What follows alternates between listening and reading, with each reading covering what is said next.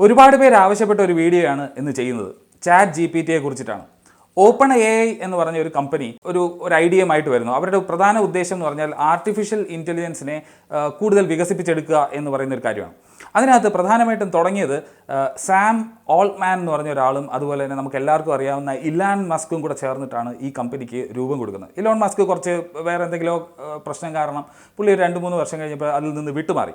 മൈക്രോസോഫ്റ്റും അതുപോലെയുള്ള പല കമ്പനികളും ഒക്കെ ഈ പറയുന്ന സാധനത്തിനകത്ത് ഇൻവെസ്റ്റ് ചെയ്തിട്ടുണ്ട്. അപ്പോൾ ഓപ്പൺ AIയിൽ നിന്ന് ഇറങ്ങിയ 2-3 സാധനങ്ങൾ ഇപ്പോൾ ഭയങ്കര ഡിസ്കഷനാണ്. ഒന്ന് ഡാലി എന്ന് പറയുന്ന ഇമേജ്, അതായത് നിങ്ങൾ കുറച്ച് എന്തെങ്കിലും ഒരു കുറച്ച് വാക്കുകൾ കൊടുത്തു കഴിഞ്ഞാൽ, കീ വേർഡ്സ് കൊടുത്തു കഴിഞ്ഞാൽ അതിനനുസരിച്ച് നിങ്ങൾക്ക് ഉണ്ടാക്കി തരുന്ന ചില ചിത്രങ്ങൾ ജനറേറ്റ് ചെയ്യാൻ കഴിവുള്ള ഒരു സംഭവമാണ് ഡാലി.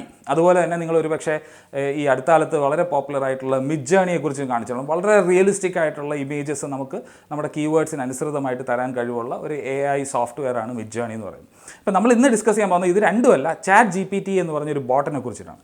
ചാറ്റ് GPT ഞാൻ നേരത്തെ പറഞ്ഞ പോലെ തന്നെ ആദ്യം തന്നെ പറയട്ടെ, അതൊരു ബോട്ടാണ്. ഈ ബോട്ടിൻ്റെ പ്രത്യേകത എന്താണ്? ഈ ബോട്ടിൻ്റെ പ്രത്യേകത എന്ന് പറഞ്ഞു കഴിഞ്ഞാൽ നമുക്ക് ഹ്യൂമൻ ഇൻ്റർഫേസുമായിട്ട് സംസാരിക്കാനാണ് അല്ലെങ്കിൽ സംവദിക്കാനാണ് ഏറ്റവും ഇഷ്ടം. ഗൂഗിൾ പോലെ തന്നെ പല കാര്യങ്ങളും സെർച്ച് ചെയ്യാൻ നമ്മൾ ഉപയോഗിക്കുന്ന ഒരു കാര്യമാണ് യൂട്യൂബ്, അല്ലേ? യൂട്യൂബിൻ്റെ പ്രത്യേകത എന്താണ്? ഗൂഗിൾ സെർച്ച് എഞ്ചിനിൽ ഇല്ലാത്ത എന്ത് പ്രത്യേകതയാണ്? നിങ്ങൾക്ക് എന്തുകൊണ്ടാണ് യൂട്യൂബ് വീഡിയോ കാണാൻ തോന്നുന്നത്? ഒരാളുമായി നേരിട്ട് സംവദിക്കുമ്പോൾ അല്ലെങ്കിൽ ഒരു ആശയവിനിമയം നടത്തുന്നത് പോലത്തെ ഒരു ഫീലാണ് നമുക്ക് ഒരു മനുഷ്യനുമായിട്ട് സംസാരിക്കുമ്പോൾ കിട്ടുന്നത്. അപ്പോൾ ഇതുപോലെ തന്നെ ഇതിനെ റീപ്ലേസ് ചെയ്യാൻ പറ്റിയ ഒരു സാധനം എന്നുള്ള രീതിയിലൊന്ന് ആലോചിച്ച് നോക്കി. അതായത് കൃത്യമായി പല സ്ഥലത്തുള്ള കാര്യങ്ങൾ ഇൻഫർമേഷൻ ഗ്യാദർ ചെയ്ത് നിങ്ങൾക്ക് കൊണ്ട് തരാൻ കഴിയുന്ന ഒരു ബോട്ടാണ് ഈ ചാറ്റ് GPT എന്ന് പറയുന്നത്. അപ്പോൾ ജനറേറ്റീവ് എന്നുള്ളതാണ് ജിയുടെ ഉദ്ദേശം. അതുപോലെ തന്നെ പ്രീ ട്രെയിൻഡ് ആയിട്ടുള്ള ഒരു ട്രാൻസ്ഫോമർ, ഇതാണ് GPTയുടെ ഫുൾ ഫോം എന്ന് പറയുന്നത്. അപ്പോൾ ഇതിൻ്റെ AI എങ്ങനെയാണ് വർക്ക് ചെയ്യുന്നത്? എന്താണ് ഗൂഗിൾ സെർച്ച് എഞ്ചിനോ അല്ലെങ്കിൽ ബാക്കി ഏതെങ്കിലും സെർച്ച് എഞ്ചിനോ തമ്മിലുള്ള ഒരു വ്യത്യാസം എന്ന് ചോദിച്ചു കഴിഞ്ഞാൽ, ബാക്കി സെർച്ച് എഞ്ചിനിലൊക്കെ നമ്മളൊരു കീവേഡ്സ്, നമ്മൾ അവിടെയും കൊടുക്കുന്നത് കീവേഡ്സ് തന്നെയാണ്. ആ കീവേഡ്സ് കൊടുത്തു കഴിഞ്ഞാൽ അതിനെ ബേസ് ചെയ്തിട്ട് ആ കീവേഡ് എവിടെയൊക്കെ ഉണ്ടോ അവിടെ നിന്നെല്ലാം ഇൻഡെക്സ് ചെയ്തിട്ടുള്ള സൈറ്റുകളെ നമ്മുടെ അടുത്ത് മുന്നിലേക്ക് എത്തിക്കുക എന്ന് പറയുന്ന ജോലിയാണ് ഗൂഗിളിൻ്റെ സെർച്ച് എഞ്ചിൻ ചെയ്യുന്നത്. ഗൂഗിൾ എന്നല്ല, ഏതൊരു ഇപ്പം ബിങ് ആയാലും അല്ലെങ്കിൽ വേറെ പണ്ട് ഉപയോഗിച്ചുകൊണ്ടിരുന്ന യാഹു ആയിരുന്നാലും ഒക്കെ ചെയ്യുന്ന അതുപോലെയുള്ളൊരു കാര്യമാണ്. അപ്പോൾ അവരുടെ വെബ് മുഴുവൻ തപ്പി അവരുടെ ഡേറ്റാബേസിലുള്ള കാര്യങ്ങൾ നിങ്ങൾക്ക് കൊണ്ടുതരിക. ഇതിൽ തന്നെ നമുക്കറിയാവുന്നൊരു കാര്യമാണ് സെർച്ച് എഞ്ചിൻ ഓപ്റ്റിമൈസേഷൻ പോലെയുള്ള കാര്യങ്ങളുണ്ട്. ചിലർ അവരുടെ സൈറ്റ് ആദ്യം മുന്നിൽ വരണം എന്ന് പറഞ്ഞ് സെർച്ച് എഞ്ചിനെ ഓപ്റ്റിമൈസ് ചെയ്ത് വെച്ചിട്ടുണ്ടാവും. ആ സൈറ്റുകളായിരിക്കും കൂടുതൽ വരുന്നത്. അവിടെ നിന്നിട്ട് നമ്മൾ വളരെയധികം പരിശ്രമിച്ച് ഓരോരോ വെബ്സൈറ്റിൽ കയറി നോക്കി നമുക്ക് വേണ്ട ഇൻഫർമേഷൻ കളക്ട് ചെയ്യുകയും അതിനെ ബേസ് ചെയ്തിട്ട് നമ്മളൊരു കാര്യത്തെക്കുറിച്ച് മനസ്സിലാക്കുകയും ചെയ്യുകയാണ് ഗൂഗിൾ സെർച്ച് എഞ്ചിനുള്ള. ഗൂഗിൾ സെർച്ച് എഞ്ചിനകത്ത് നിങ്ങൾ നോക്കിക്കഴിഞ്ഞാൽ കാണാൻ പറ്റുന്ന ഒരു കാര്യമുണ്ട്. നിങ്ങൾക്ക് ആവശ്യമുള്ളതും ഇല്ലാത്തതുമായിട്ടുള്ള ഒരുപാട് കാര്യങ്ങൾ നിങ്ങളുടെ മുന്നിൽ വരും. അവിടെ നിന്ന് നിങ്ങളുടെ ചിന്താശേഷി ഉപയോഗിച്ചിട്ട് അല്ലെങ്കിൽ നിങ്ങളുടെ അറിവ് ഉപയോഗിച്ചിട്ട് നിങ്ങൾക്ക് വേണ്ട കാര്യങ്ങൾ കൃത്യമായി തരും. അതിൽ തെറ്റായിട്ടുള്ള ഇൻഫർമേഷൻ ഉണ്ടാവും, ശരിയായിട്ടുള്ള ഇൻഫർമേഷൻ ഉണ്ടാവും, സ്റ്റഡി ആർട്ടിക്കിൾസ് ഉണ്ടാവും, റിസർച്ചിൻ്റെ റിവ്യൂസ് ഉണ്ടാവും, വെറും കുറേ റെപ്പോസിറ്ററീസിൽ നിന്നുള്ള അറിവുകളുണ്ടാവും. ഇങ്ങനെയുള്ള കാര്യങ്ങളെല്ലാം നമ്മുടെ മുന്നിൽ വരും. അവിടെ നിന്ന് നമ്മൾ ആവശ്യമുള്ളത് തിരഞ്ഞെടുക്കുന്നു. എന്താണ് ചാറ്റ് GPTയും ഗൂഗിൾ സെർച്ച് എഞ്ചിനും തമ്മിലുള്ള വ്യത്യാസം എന്ന് പറഞ്ഞു കഴിഞ്ഞാൽ, നേരത്തെ പറഞ്ഞതുപോലെ ഒരു ഹ്യൂമൻ ഇൻ്റർഫേസ് പോലെയുള്ള ഒരു ഫീലിംഗ് ആണ് കിട്ടുന്നത്. പണ്ട് കാലത്ത് ഞാൻ കമ്പ്യൂട്ടർ പഠിച്ചു തുടങ്ങിയ സമയത്ത് ഡോസിലൊക്കെ ഉള്ള ഒരു കമാൻഡ് പ്രോംപ്റ്റിൽ ചെയ്യാൻ പറ്റുന്ന ഒരു വളരെ സിമ്പിളായിട്ടുള്ള ഒരു സോഫ്റ്റ്വെയർ ഉണ്ട്. അത് അന്നൊക്കെ അറിയാമല്ലോ, ഫ്ലോപ്പി ഡിസ്ക് പോലെയുള്ള കാര്യങ്ങളാണ്. വളരെ ചെറിയ സ്റ്റോറേജ് ഡേറ്റാബേസിൽ നിന്ന് വർക്ക് ചെയ്യാൻ പറ്റുന്ന, അതായത് നമ്മളൊരു ചോദ്യം ചോദിക്കുന്നു, ഇപ്പം ഡിഡ് യു ഹാവ് ടീ എന്ന് ചോദിച്ചു കഴിഞ്ഞാൽ ഉടനെ യെസ് അല്ലെങ്കിൽ നോ എന്ന് പറയുന്ന സിമ്പിൾ കമാൻഡ് തരാൻ പറ്റുന്ന ഒരു പ്രോഗ്രാം എഴുതിയിട്ടുള്ള ഒരു സാധനം. അതിന് വലിയ ഡേറ്റാബേസോ കാര്യങ്ങളോ ഒന്നുമില്ല. പക്ഷേ ഇന്നിപ്പോൾ വെബ് കണക്റ്റഡ് ആയതുകൊണ്ട് ഇവോൾവ് ചെയ്ത് വരുന്ന പ്രോഗ്രാമുകൾക്ക് ഹ്യൂജ് ഡേറ്റാബേസ് ഉണ്ടെന്നുള്ളതാണ് അതിനകത്തുള്ളൊരു വ്യത്യാസം. സിറി തന്നെ എന്ത് പോപ്പുലർ ആണെന്നറിയാം, അല്ലേ? ഒരു പക്ഷേ ഓസ്കാർ കിട്ടിയ ഒരു മൂവി ഉണ്ടല്ലോ, അതിനകത്ത് തന്നെ എങ്ങനെയാണ് ഒരു ഇൻ്റർഫേസ് ഒരാളുമായിട്ട് സംസാരിക്കുമ്പോൾ അയാൾക്ക് അതിനോട് ഒരു ആത്മബന്ധം തോന്നുന്നതെന്നറിയാം. അപ്പോൾ ഇങ്ങനെയുള്ള ഒരുപാട് കാര്യങ്ങൾ നമുക്ക് ഒരു മനുഷ്യർ സോഷ്യൽ ആനിമൽ ആയതുകൊണ്ട് തന്നെ നമുക്ക് ആരെങ്കിലും ഇൻറ്ററാക്ട് ചെയ്യുകയാണെന്നുണ്ടെങ്കിൽ അതിന് കുറച്ചുകൂടെ എളുപ്പം കാര്യങ്ങൾ കിട്ടും. ചാറ്റ് GPT നിങ്ങൾക്ക് തരുന്നത് ഈ ഡേറ്റാബേസിനെ ബേസ് ചെയ്തിട്ട് അത് പഠിച്ചെടുത്തിട്ടുള്ള കാര്യങ്ങളാണ്. അതുകൊണ്ടാണ് അതിൻ്റെ ഒരു മെക്കാനിസം എന്ന് പറയുന്നത് റീഇൻഫോഴ്സ്മെൻറ്റ് ബേസ്ഡ് ആയിട്ടുള്ള ഹ്യൂമൻ ഫീഡ്ബാക്കിനനുസരിച്ചിട്ട് വർക്ക് ചെയ്യുന്നതാണ്. മനുഷ്യൻ തിരിച്ച് അങ്ങോട്ട് കൊടുക്കുന്നതിനനുസരിച്ചിട്ടുള്ള ഫീഡ്ബാക്കിനനുസരിച്ചിട്ട് അതിനൊരു റീഇൻഫോഴ്സ്മെൻറ്റ് കിട്ടുകയാണെങ്കിൽ അല്ലെങ്കിൽ ഒരു പോസിറ്റീവ് റീഇൻഫോഴ്സ്മെൻറ്റ് കിട്ടുകയാണെങ്കിൽ അത് എടുക്കുകയും അല്ലാത്തതിനെ വേണ്ടാതെ വയ്ക്കുകയും ചെയ്ത് മുന്നോട്ട് പോകുന്ന ഒരു രീതിയാണ്. ഈ GPT നവംബറിൽ പുറത്തിറങ്ങുന്നതിന് മുമ്പ് തന്നെ അവരുടെ ഒരു ടീം ഓഫ് ആളുകൾ ഇതിനെ പല രീതിയിലും ഫിൽട്ടർ ചെയ്ത് പഠിപ്പിക്കുക. കാര്യം ഇതിനു മുമ്പും പല ബോട്ട്സും കാര്യങ്ങളൊക്കെ വന്നായിരുന്നു. അവിടെയൊക്കെയുള്ളൊരു പ്രശ്നം എന്ന് വെച്ച് കഴിഞ്ഞാൽ അതിന് ഈ സോഷ്യൽ ഈ പൊളിറ്റിക്കൽ കറക്റ്റ്നെസ് എന്ന് പറഞ്ഞുകൂടാ. ചെയ്യാൻ പറയുന്ന കാര്യങ്ങളെല്ലാം അതങ്ങ് ചെയ്യും. അതിലേത് ചെയ്യണം ഏത് ചെയ്യേണ്ട തുടങ്ങിയ കാര്യങ്ങളൊന്നും വേർതിരിച്ച് വകതിരിവോടുകൂടി കാര്യങ്ങളെ തീരുമാനിക്കാനുള്ള കഴിവൊന്നും അതിനില്ല. പക്ഷേ ഇപ്പോൾ ഉള്ളതിന് നമ്മൾ ആ പറയുന്ന പ്രശ്നങ്ങളൊക്കെ പരിഹരിച്ചിട്ടാണ് ഓപ്പൺ എ ഐ അതുകൊണ്ട് മുന്നോട്ട് വന്നിട്ടുള്ളത്. അപ്പോൾ അതിൻ്റെ മെയിൻ ആളായിട്ടുള്ള സാം ഓൾട്ട്മാൻ തന്നെ പറയുന്ന കാര്യം, ഇത് നിങ്ങൾക്ക് പലപ്പോഴും അത് തരുന്ന റിസൾട്ടുകൾ കാണുമ്പോൾ വളരെ പെർഫെക്റ്റ് ആണെന്നൊക്കെ തോന്നും, പക്ഷേ അത്ര പെർഫെക്റ്റ് ഒന്നും ആയിട്ടില്ല. അതിന് 2021 വരെയുള്ള ഇൻഫർമേഷനേ ഉള്ളൂ. ഇപ്പോൾ ചില വളരെ സിമ്പിളായിട്ടുള്ള 2020 അമേരിക്കൻ പ്രസിഡന്റ് ആരായിരുന്നു ചോദിച്ചു കഴിഞ്ഞാൽ ചിലപ്പോൾ തെറ്റായിട്ടുള്ള ഇൻഫർമേഷൻ കിട്ടുന്നുമുണ്ട്.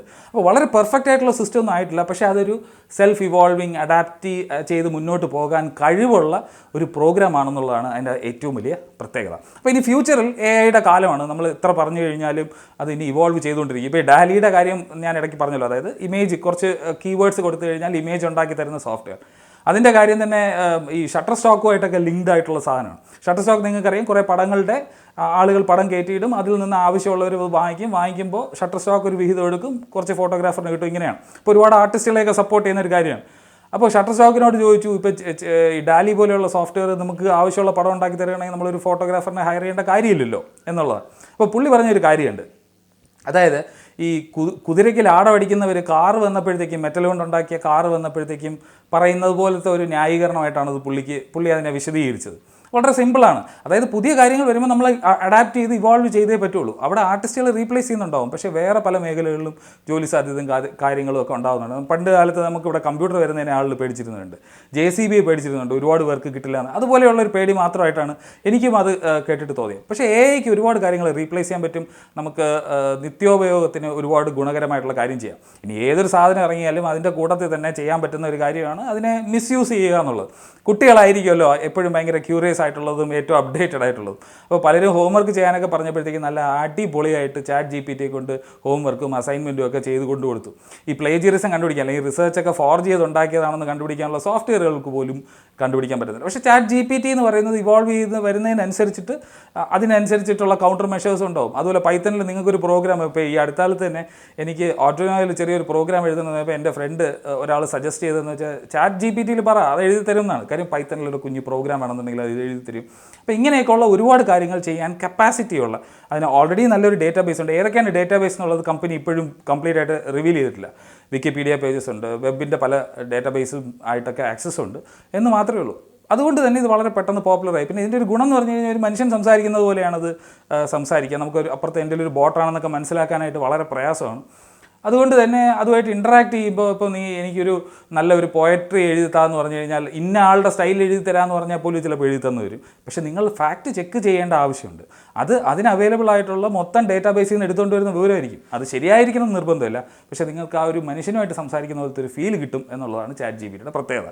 അപ്പോൾ ഇപ്പോൾ അതിനെപ്പറ്റി ഒന്നും പറയാനായിട്ട് it's too early to comment. പക്ഷേ ചാറ്റ് GPT ഇവോൾവ് ചെയ്ത് വരുന്നതിനനുസരിച്ച് നമുക്ക് അതിനെക്കൊണ്ട് പല കാര്യങ്ങളും ചെയ്യിപ്പിക്കാൻ പറ്റുന്നുള്ളതിൽ, അല്ലെങ്കിൽ സെർച്ച് എഞ്ചിൻ്റെ ആ കോൺസെപ്റ്റ് തന്നെ മാറും എന്നുള്ളതിൽ യാതൊരു സംശയമില്ല.